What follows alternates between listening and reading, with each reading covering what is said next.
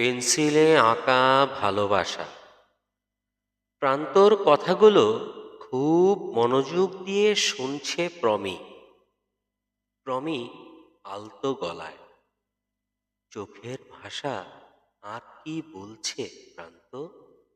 প্রান্ত এই চোখের ভাষা বলছে, প্রমি তুই প্রান্তের সাথে থাক, তুই তাকে অবহেলা করিস না, আর প্রান্তকে ভালোবাসতে শিখ।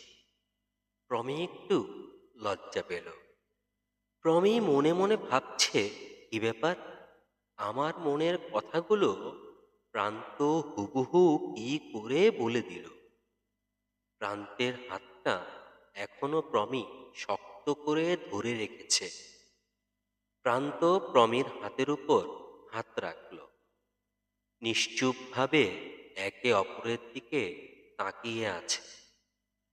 প্রতিটা নিঃশ্বাস ফেলার শব্দ স্পষ্ট শোনা যাচ্ছে। প্রমি কি প্রান্তর প্রেমে পড়েছে? এই নীরবতার মানে কি আসলে? প্রমি, আমি যাই, পড়তে বসব।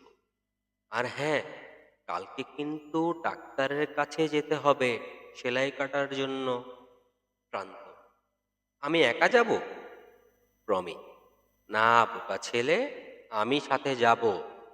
প্রান্ত, প্রমি আমি চোখের ভাষাগুলো যা বললাম তা যে সত্যি, সেটা বলে যাবে না?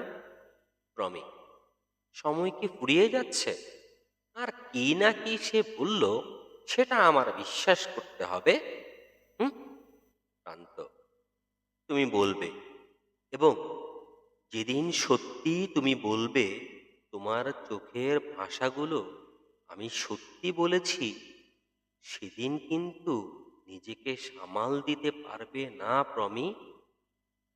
প্রমি, আমি প্রান্ত, মানুষ পড়তে পারি, মানুষের চোখের ভাষা পড়তে পারি।